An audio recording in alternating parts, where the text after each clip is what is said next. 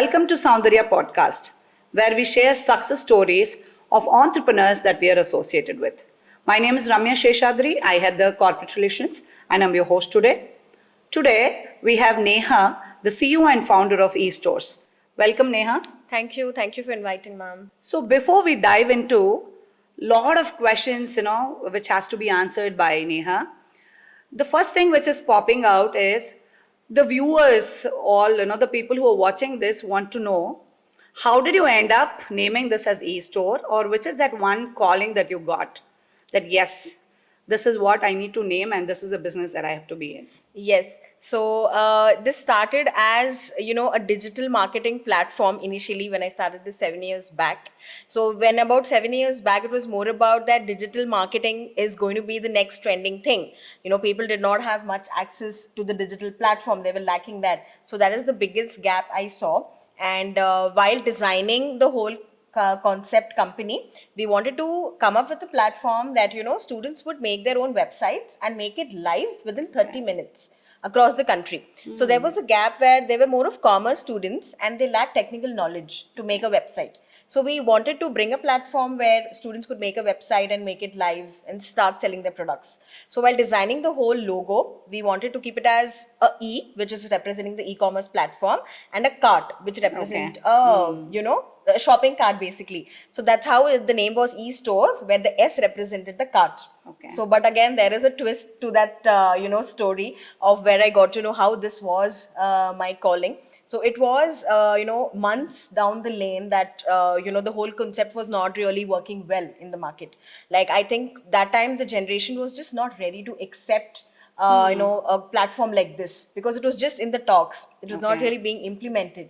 So it was like about 9 months, that we tried, going to colleges, meeting students and promoting this platform, but nothing really worked. Like it was almost zero revenue, zero response the whole company was getting when it was e-stores. Okay. And the minute, I think calling is more of the manifestation that we do. I think it's more on that, yes, this is what I really want to do. I agree. And there was a moment that came in.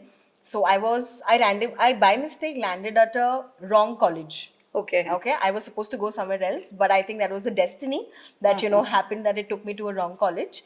And like always, I proposed the whole idea of taking up this digital platform.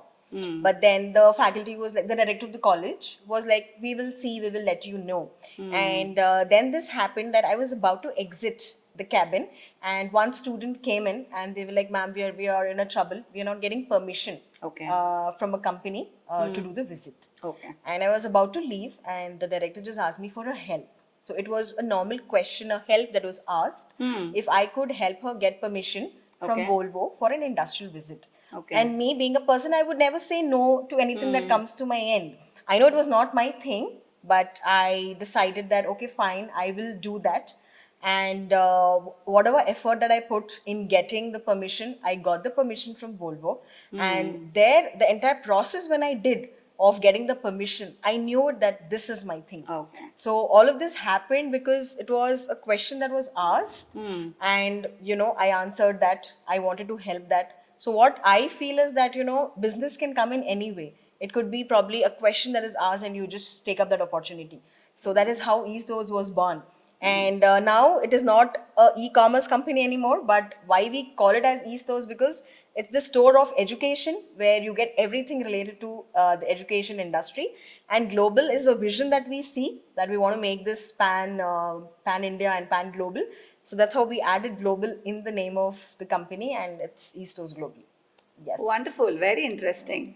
2, 3 points that I wanted to highlight. The wrong way, when you said you ended up in the wrong college. Usually there's a saying, right? So when you walk in a path, if you don't have hurdles, that means that's not the right path, right? Yes. So hurdles are very important for you to realize where you are now and where you have to Correct. go. And the second thing, very beautifully said, is manifestation. Yeah, everyone believes it, right? So you've manifested. I'm Yes. sure everyone are looking at eStores Global now. The third thing that you said is the problem statement, what you've identified. I think that's your entrepreneurship journey. So everyone speaks about entrepreneurship and innovation. So whenever we look at an entrepreneurship or an innovation, what is existing, and it's existing in the market, but yes, what is that better version that you can get? Okay, Okay. how better you can do is what I feel innovation is. Is yes. Correct, right? So there's nothing that you can invent, because there are, I think, crores of people who are Doing there in that, things, and yes. someone would have got an idea about it, Yes, right? yes. So great. Yeah, I'm sure this name that you have evolved, I think, when you started these stores, and how you have evolved is a great journey. Thank you. I wish all the best for the name. East Coast Global. Yes. Since you said you want to go global. Go global, yes. Of course, I'm sure another, I'm like 3 years down the line, we will Yes. see Neha calling, ma'am, I've got an industrial visit in Yes. such a country. So do Yes. you want your students Yes, to, yes. And I'm no? sure. Yeah, I'm sure. So ahead as global immersion programs that I'm sure you will come up Yes. with for colleges. Colleges, yes, Yeah, ma'am. great. So Neha, everyone talks about gaps in the industry, between industry and academia. I'm sure you're also bridging one of them. But what do you really think is one gap that yes, we have to address this? Okay, so I personally feel that gaps are observed. Gaps you get to know when you observe certain things. Just like you get an idea when you observe certain things. You get opportunities when you're really into it. So I think if you really want to start a business, observing that gap is very important. And again, in gaps there would be a smaller gap, there would be a larger gap. But when you want to really address a larger gap, there would be more challenges that comes your way. So this also has a story behind of how I got to know this gap. So I was totally an introvert, Okay. myself, and during my second year, I was asked to participate in an internship, and I participated in that internship, and I won that whole competition internship. And I still remember that day. It was a random day in college where I was, and it was a Wednesday. I still remember. We were in proper blazers that day, and I get a call from my senior that you'll have to immediately report to office. Okay. Because I was interning with them during that time, and I went from my college, and they said that there are a couple of students that you'll have to address, because we were undergoing financial literacy training during that time. Okay. And I was like, okay, fine. So they took me down, and when I entered, I saw there were a group of 100 students. Oh, okay. And that's my first time on stage. I've Okay. never, given any talks on stage. That was my first time. I was quite nervous. And they were like, you have to talk about financial literacy, which you're already trained on. So I was like, okay. I went on stage. And when I was on stage, I was very nervous. But I know for the fact that I gave my 100% when I had the whole crowd applauding for it. And the directors of the company who actually asked me to do this were standing right behind, and they were observing me. And the next day, I got the opportunity to address one of the university MBA students. Oh, And nice. I was actually pursuing my second year BBA at that time. So there I got to know that this was the thing that students were missing, and it was also a gap within myself, which because I feel that if you really want to address a gap, you need to know the gap within yourself also. You get to know things only when you step out of that comfort zone. Correct. I would have never known that I was so good in talking on stage or addressing students if that opportunity didn't come my way. And the next day I was invited, and I was given an appreciation letter, and the letter was given to me none other than Vasu sir, who is now How the sweet. principal of Soundarya College long time back. So that's where this journey started. And after that, I started addressing multiple colleges and students. So there, when I used to address them, I understood that there is this gap of practical learning that is Okay. not there in students. They're more into that book knowledge that they currently have, but they were not very aware of what is happening outside the campus. And that time the employment rate was very low. Students didn't know how to speak. Like they knew that they have a talent, but they were not given a platform to present that. They did not have any sort of industry knowledge. And of course, in that time industry visit concept was more like a tour, a picnic tour. You just take up a milk unit and you just take students and get them back. But when I observed that, I was like, students need to really learn something, because when they come back, there should be a story that they should tell. There should be an experience that they should share. Right. That was the gap. I realized that I'm that person. I can streamline the whole industry visit process, and I can make this as one of the best ways a student could get industry learning. So this was the gap I addressed Very true. by knowing the gap that I had, then interacting with the students. And once I interacted with the students, of course, I got to know that what is lacking in them. Because we can do something for them when we directly speak to them. So this was the gap that I knew is there. And today, yes, we are doing industry visits for almost 80% of the Bangalore market with a very streamlined process. That's great. Yeah, I'm sure. See, well said. Once you realize the gap that you have within, it becomes easy to give a solution, right? So that opportunity which came, which knocked your door, is the realization. Yes. You say the ray of hope. Yes. So definitely, students need to understand. At if you look at my department, the training and development that what we have, training and placements rather, we always tell students that don't leave any stone unturned. True, You true. never know which door is yours. You knock at all the doors. Students now lack this. They want every student want to push. We say that when you yourself discover the gap that you realize Yes. what you have, actually makes a way for a lot of opportunities. Yeah. So very well said. That's definitely a great gap that you have realized, and you're working on it. Your company is doing great. If you look at when you were talking about that milk factory, I went back to my college days where we were Okay. taken to Nandini KMF, that factory, and I think in even Dairy Circle, and also the pedas that they were Pedas, giving. yeah, So Nandini. industrial visit was just like a tour where at the end of the tour, the people used to give us samples or some Savories, pedas, yes. yeah. But now if you look at, I would call this industrial visit as an experiential learning. Yeah. True, ma'am. For a student, when I remember this 70-30 rule, okay, which was there for PG, but Yes. I'm sure this is a great rule which says 30% of classroom teaching, 70% of outside classroom teaching. What do you mean by outside classroom? It is nothing but one of the factors is industrial visit, Correct, right? correct. One of the component, I would say.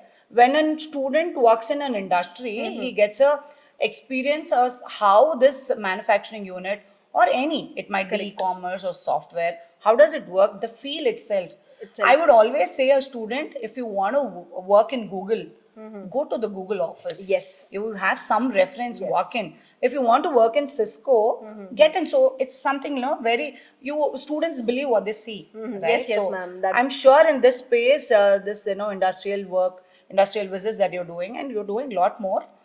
It's a great thing that you're doing. So Neha, being in the education sector, as a student and now being an entrepreneur, how do you see the education has evolved, and what excites you?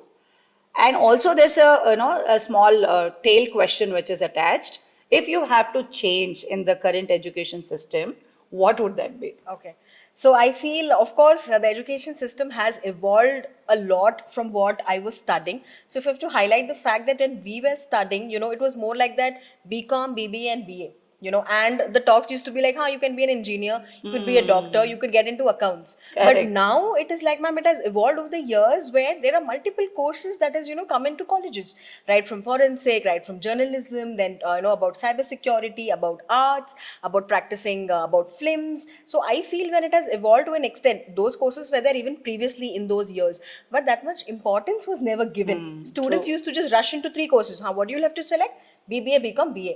But now, as colleges have started to give more importance to these courses, we can actually see students participating. The admissions in such departments like forensic, journalism, film industry is increasing because students are actually able to take up something that they really like. Like. So I feel that, with this involvement in education, students are actually able to take up their passion into a profession.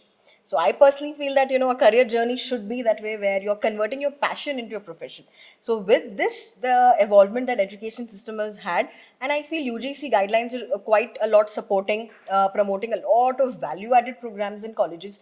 And previously during my time, we did not have more of guest lectures, corporate seminars or events. Yeah. But now we see that, as per UGC guidelines and, with a lot of heads in colleges, we are seeing a lot of corporate and industry involvement. So when that happens, I think that opens up a student mind. Because what I feel can teach a student is when an industry expert is coming in and addressing student. So I feel that is the biggest evolvement that the education system has had. And the best part, what I see in the education is they are promoting startup. So a lot of startup promotion is happening. A lot of things about entrepreneurship is spoken to students. Initially, it used to be about, you'll have to pass and get a job. But now the conversation has changed. It is more about, take up entrepreneurship, practice entrepreneurship, with colleges welcoming more industry experts, organizing a lot of HR events, organizing a lot of startup events, encouraging students to participate in multiple networking events. So this was not there when I was back days in my degree days. So that is the evolvement, I have seen. And one thing that excites me the most is more the courses in colleges, more the industry visits for me. Because every courses we are doing domain wise. So that is a very exciting trend that is happening. And with this trend, when we have more of industry knowledge being passed to students, we are also seeing one thing, that is women are stepping into industries which was more of men dominated. So when we are giving that level of exposure to the students, even women are able to take up. For an example, logistics. It was more of a men-dominated industry, but now we have even women's, getting into that industry. So I think this evolvement in education has been really good, and I hope this, goes further with more industry knowledge coming in, more of courses coming in, which will also help students actually discover their passion. And the change that I feel is required is, I feel 50% importance should be given to the academics, Okay. and 50% should be given to the industry knowledge. When I say industry knowledge, it does not stop just at industry visit, but it can be students participating more into industry related experts seminars. Okay. They are going and spending more times on the shop floors. Because what I feel is, when I see the employment rate in the country, the reason I feel it is low is because students are not ready for that industry. What they're studying in books, they know how to prepare a balance sheet, but when it's asked to do in a company, the protocol, the whole process is different. But when you are on the shop floor spending some time and actually understanding ki, yes, this is what it's going to be like, I think students would take more initiative in going and attending interviews instead of we pushing them. Because the mindset would change that, yes, I've been there, I know what is happening, so I guess I'm ready for it. So I think education system would evolve in a much better way if this importance is given. And so more of industry knowledge is being passed to the students. They're more active, they're more participative, and I think that would also in return encourage more of entrepreneurship among students, because they're ready to take those initiatives. And I personally feel, me being in the industry, I personally feel that when you see things, you learn. It stays in your mind for longer time, because you've really observed something, you've really seen something happening. And there's a lot of knowledge being passed. So this is something that I see with the education system. Quite happy about the involvement, and I'm sure the trend that is happening would also continue. Very well said. Yeah. If I have to relate to the what you have told, the change that what we are saying over the past years in higher education or in education, there's something called as earn while you learn is come. Yes, true, ma'am. So when you tell a student that, yeah, look, this is the industrial visit that you can attend, this is a guest lecture that you can attend, that also there's a component of money which motivates a Correct. student in a better way. But yes, at the start, the student might think that I'm getting a stipend of 3 or 5. But believe me, the end of the internship, students walk to me and say, ma'am, I have learned many things, like how to be in a team, how to co-work with my colleagues. Team, yes. And definitely once they finish the internship, money is not a matter. The experience that they have gained is enormous. So I feel that this kind of change in the education sector is the need of the hour. When you said about women doing, stepped in different sectors where it was male dominated, there's a question which is popping up. Okay, being a women entrepreneur, I'm sure it was not easy. What are the challenges and how did you overcome it? I personally feel, of course, being a entrepreneur in itself is not easy. let it be a male or a female, and especially it gets more challenging for women because we have certain restrictions at our end, that we cannot really go there, we cannot really go very far, we cannot really work very late. So those were the challenges that came in. And I think when I started, now I'm sure there are a lot of government schemes that is supporting Yeah, the women true. entrepreneurship. But when I started, I think 7 years back, there was no as such a scheme, or there was no as such that concept of raising funds, or getting through a venture capitalist. These are trending now more. So that time, I think as a woman to raise that finance, or get help from the government was not easy. But I personally feel that as a woman entrepreneur, the conviction that you carry within yourself is very important. And I feel somewhere God has blessed women with that thing that they I know. have that quality of figuring out things. Yeah. So that is a blessing that women carry. So if you have that conviction that you'll have to make something happen, of course there would be challenges that your family might not. I think family initially not supporting is something that almost every woman would face. Correct. Where you will not get support from your family, you need to Correct. prove yourself. And if I talk about my challenges, I was extremely an introvert. I used to not talk to anyone. So when my dad saw that sudden change, he was not very like okay with that whole thing. And of course, every business does not generate revenue in the start. You'll have to shell like a lot of money. Yeah. So as a woman, I'm like, no. They were like, it's fine, I think you should just settle down, you should focus on the family side of it, and I think this is not going to work out. So 100 things as a woman you would get to hear, that you need to put yourself in the side, your dreams in the side, and focus on what is coming for you on the family side. But you being very committed to yourself and carrying that conviction, and being very consistent. So this is one thing that I want to tell all the women entrepreneurs who is not married or even married and wants to continue businesses. Commitment and consistency, I feel, is very, very important. Very important. Because as a woman, it is going to be very difficult to be consistent in what you do.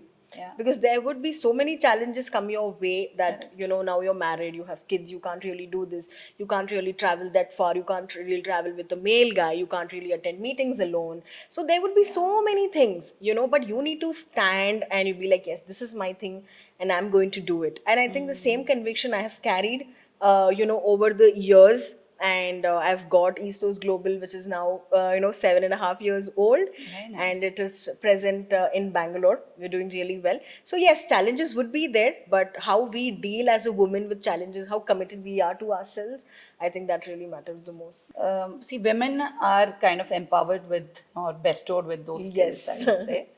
Boon and bane, Yeah. both the sides are there. Yes. But at the same time, what you told as a woman or any entrepreneur should have that passion and that, commitment. The ideation is not only enough. only thing.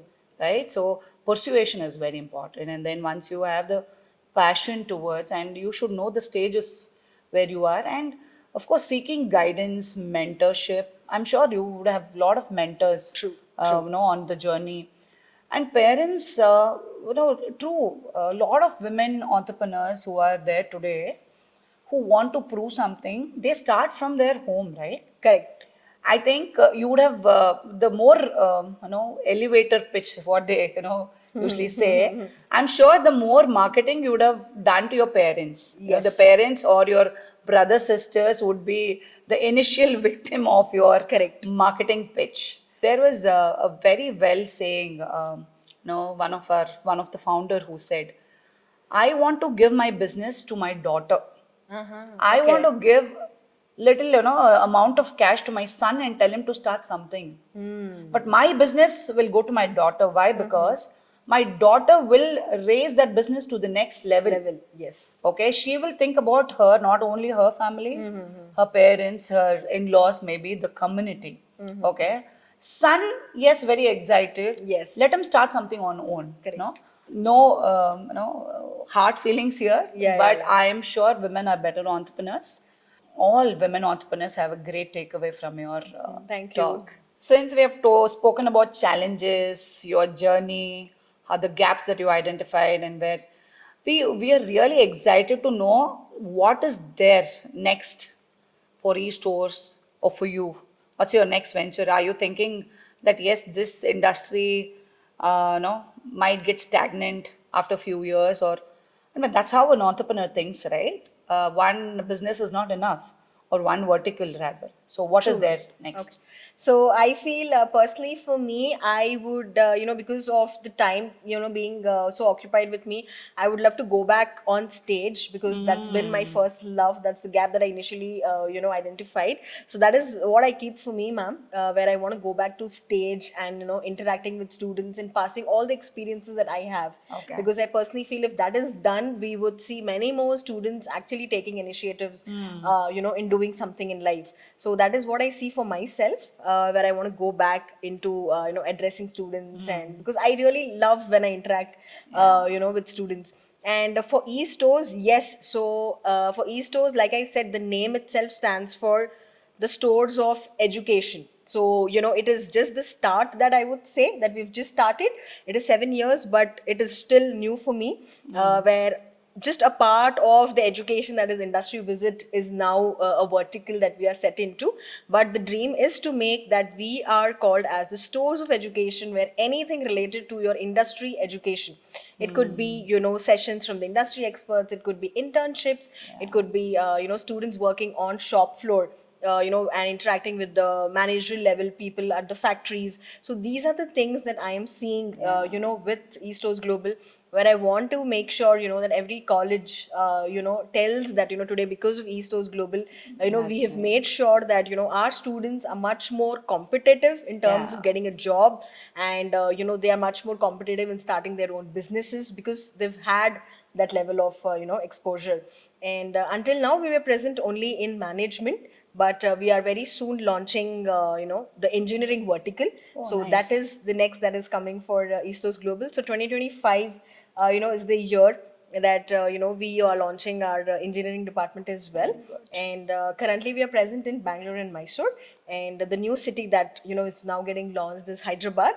Oh, So very nice. yes, so I think I'm on my way of, when I say Eastos Global, I think it should start with Pan India.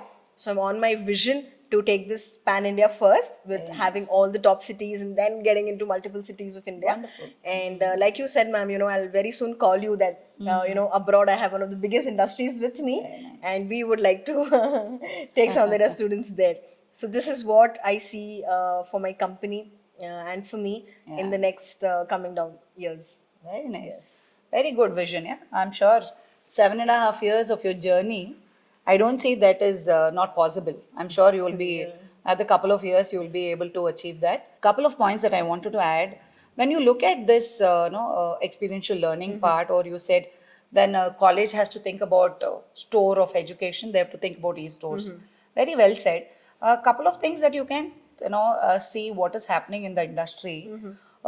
Shadowing, CEO. It's a very great program. So what do you call? Say if Neha, if I have to assign a student to Neha, you're the CEO of eStores, or student will kind of a live Neha's life.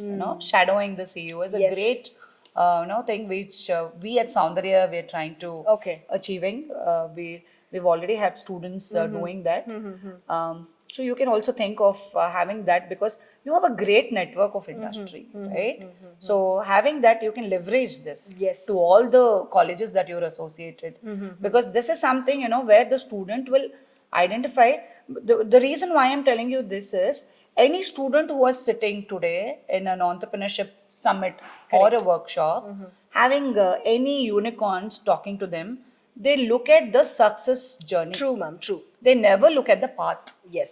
Okay, so when I tell my students, go back how the unicorn has become one Correct. unicorn, look at the journey where they started. Yes. So this kind of program, shadowing the CEO, will,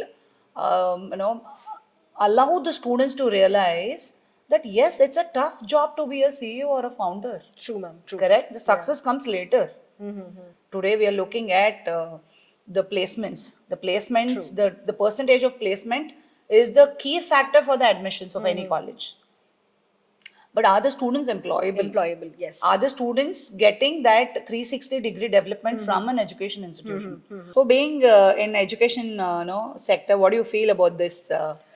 idea. So the idea of shadowing the CEO, I feel, is great because now if you see this generation, ma'am, they usually see what the entrepreneurs, how they are successful. They see that they are a unicorn, they have a Yeah. Rolls Royce, they have a cigar, they have huge buildings, and they are in courts.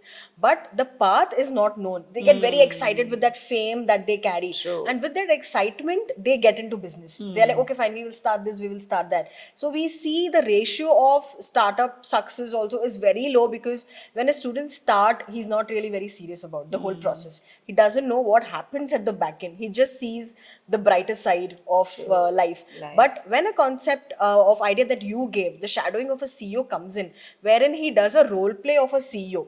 And True. if it is done during a working hour, they will know what exactly a CEO is going through True. to make that happen. Yeah. It might stand now. There are a lot of entrepreneurs, ma'am, who has reached the unicorn stage with just a bootstrap. They have funded everything themselves, and that was, I'm sure, could have been a quite difficult journey for them. Getting a team, the right member. Sometimes I think as a CEO, you play a role of like chief everything officer sometimes, more than an executive officer. know. Where if your team is not present, you'll have to be on field. You'll have to do the role of an HR. You'll have to also manage finance. You might end up taking more than 200, 250 calls a day.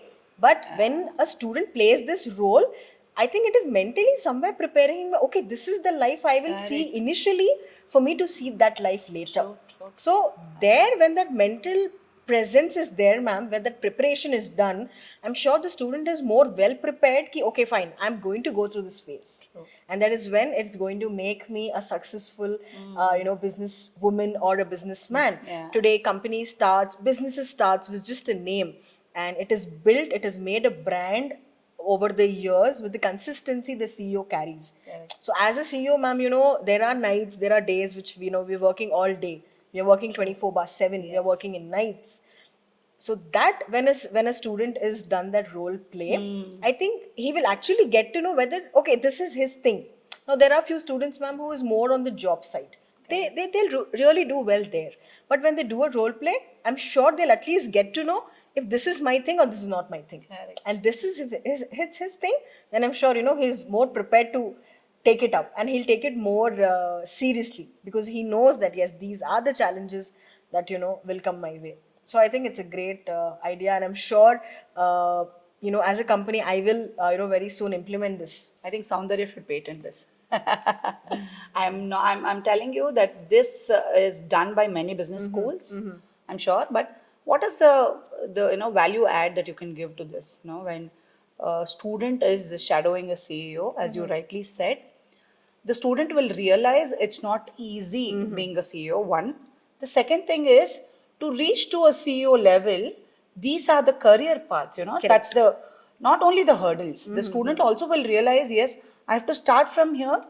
That is when I will go and do Correct. this particular job. Yes. If you look at Gen Z, it's not easy. There are many reports which I'm reading. Harvard is not able to place 100% students. Bangalore is not able to place True, ma'am. 100% students. Why I feel this generation which requires, I always tell my students, making money is not like 2 minutes noodles. Yes. Okay, or making fame is not like, the number of likes that you get in your Correct. reels. So life was not as easy as a reel, making a reel or uploading and waiting for the likes and comments that you have. Life was hard, but you make it simple by using a innovative idea or a Correct. creative idea. What you want to do in your own life. I think this kind of events or programs that students attend or a part of it will open a lot of Yes. avenues for them. True, ma'am. Yes, we come to the end of this podcast. It was great, conversing with Neha, the CEO and founder of eStores. As she rightly said, this is a store of education, and anything an institute or a higher education institution requires, she is there to cater. We are associated with Neha since I think 5-6 years. We have been able to get a lot of industrial visits for our students. I'm sure many more to look in as we've started technical educations as well. So it's very great and happy to hear that she is getting into engineering sector as well. So we only wish the best for you and for eStores, Neha. Thank you so much. Thank you so much for ma'am. your time. Thank you so much. Thank you so much for inviting. It was really great conversing with Miss Ramya. It was a great time. Thank you.